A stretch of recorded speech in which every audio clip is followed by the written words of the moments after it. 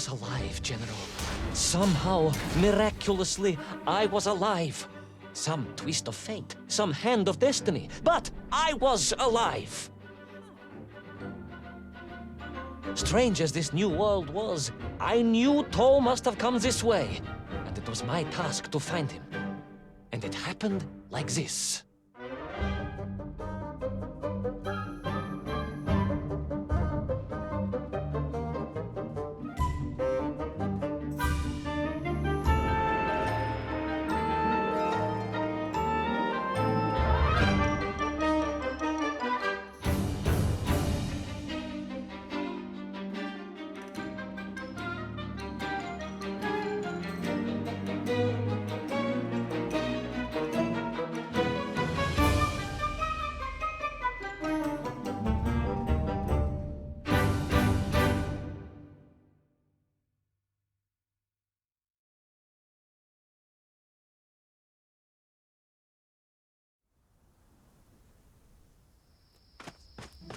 The sun beat down on me relentlessly.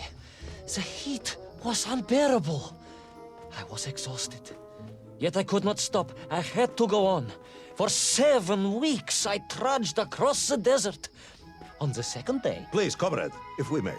I think we can skip the details, unless you consider them to be particularly relevant to the location of Little Orpheus. Of course, General. We will simply omit the tale of the singing chasm, the oasis of mirrors, the sightings of Toll's Myenk aloft on their pterodactyls carrying parts of my crashed rocket drill over the horizon to Lemuria. Wait, the what? Singing chasm? Not that bit, the rocket drill. Oh yes, General, the rocket drill. But what did Toll want with it? And why Lemuria? Lemuria? Lemuria, General. I am not familiar with this Lemuria, comrade.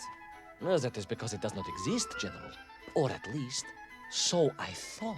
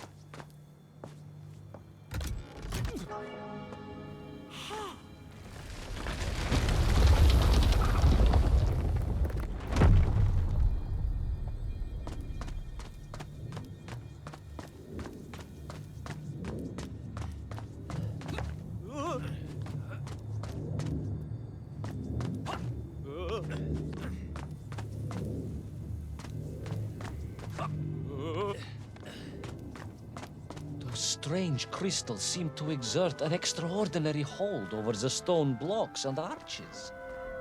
When they hummed, the whole city remade itself. Where they were missing, clearly looted by some villainous thief, the city was fallen to ruin. It was like a vast musical instrument, vandalized, and yet still attempting to toot.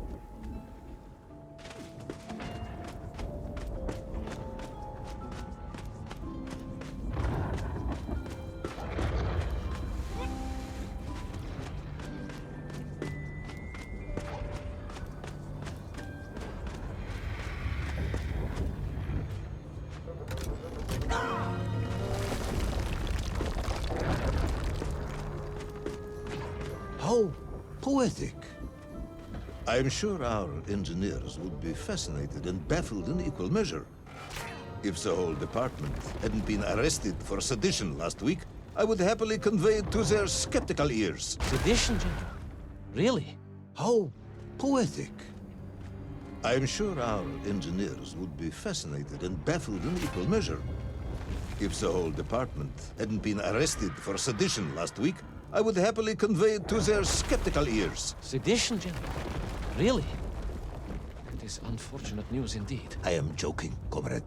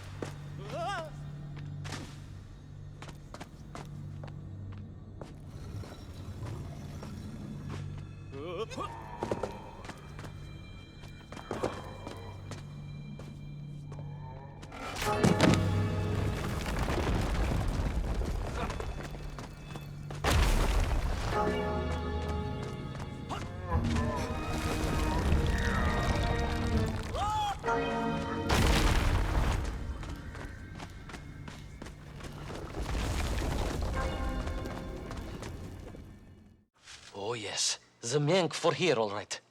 Which meant whatever dastardly scheme Toll had, it was to be enacted on these burning sands. And you will explain this in due course, I imagine. Imminently, General. What you need to know first is this. I have told you already how parts of the devices the enslaved Menk were forced to wear came from the surface. Radio parts and so on, yes, from what you have told me. Assuming there were plenty of lost ships in the ocean as you claim, for Toll to have dredged up what he needed to assemble them. Aha, good. You are one step ahead of me, General. I said assuming. Of course, assuming. Now, as I gazed in awe at the buildings rising and falling around me, I realized that the other major component of those mind-controlling helmets was crystal. Toll had raided Lemuria for them. He knew the city. He knew the crystals could amplify vibrations and waves, and was using them to boost the signal of the radio parts to exert his control over the Nymph. Which meant...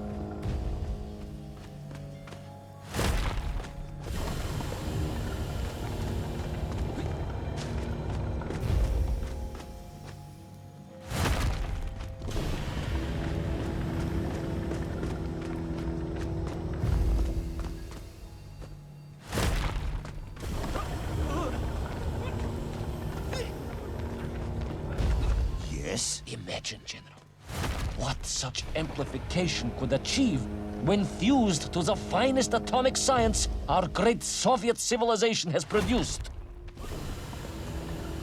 Wait. I do not understand. You said Toll was planning on using the bomb to shatter the Earth's crust to return to the surface. A tragic mistake, General. I had not recognized the extent of his mad ambitions.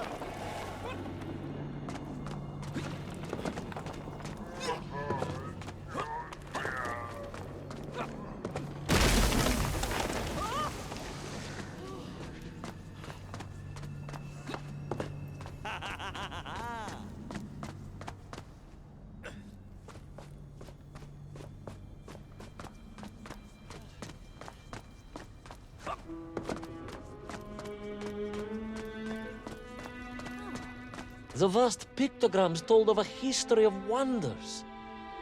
They seem to suggest the Lemurians were travelers from another world, where a mysterious clock seemed to stand.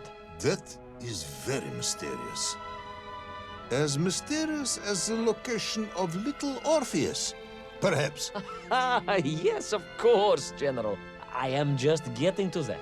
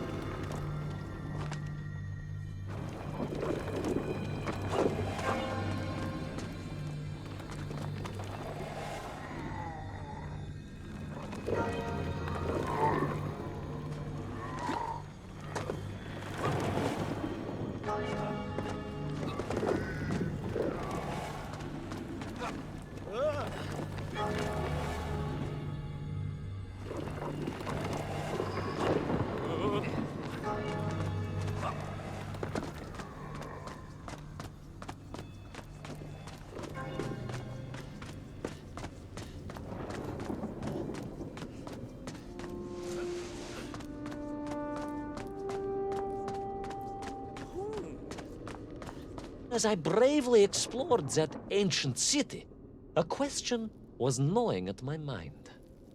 What did it mean that the Lemurians had foreseen the coming of Tol? And who was the man from above that was celebrated as the savior of the Mienf? It was almost as if they could read the future in their crystals.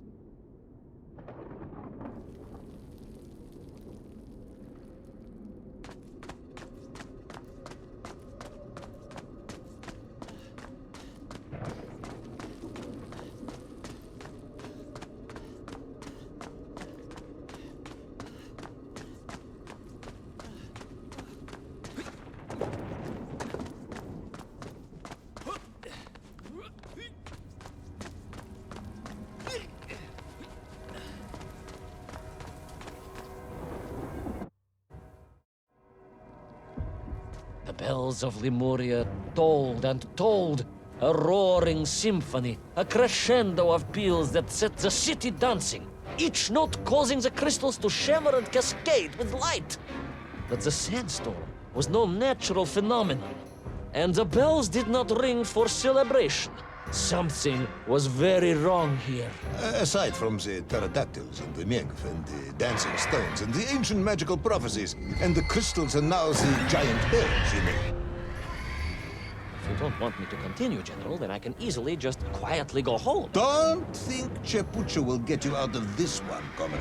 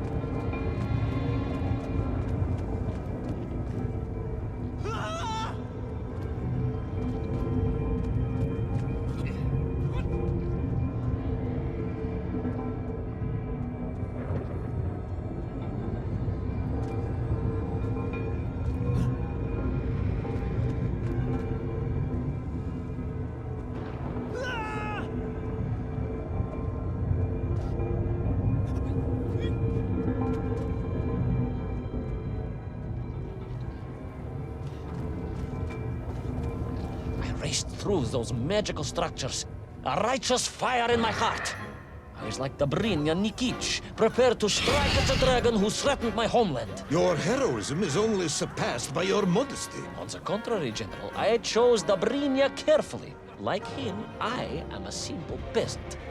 It was fate that chose me to descend to the Earth's core. It was General Komanin who chose you to descend to the Earth's core. But don't let that get in the way of your story. Oh, well then, award General Polkovnik Kamanin the highest medal in the world. He already has several of those. I cannot take credit for his wisdom in sending me.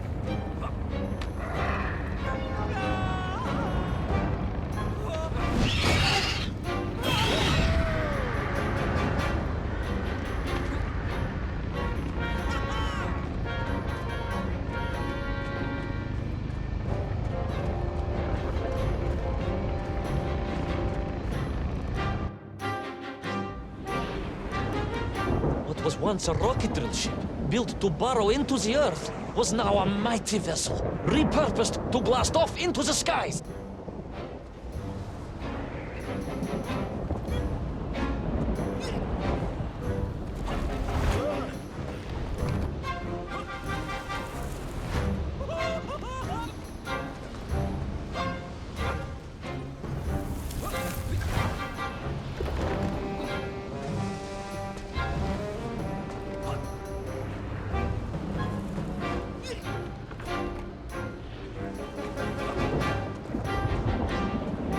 There was no doubt the toll was headed for the strange world with its clock, although to what end I was yet to understand. But there was no time to consider, no time for questions.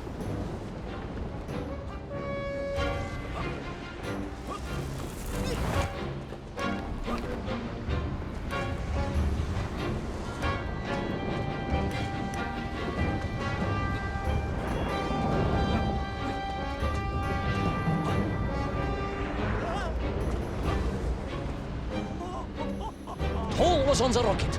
Little Orpheus was on the rocket. And wherever they were headed, I must head there too, to thwart his plans, recover my drill, and save the world!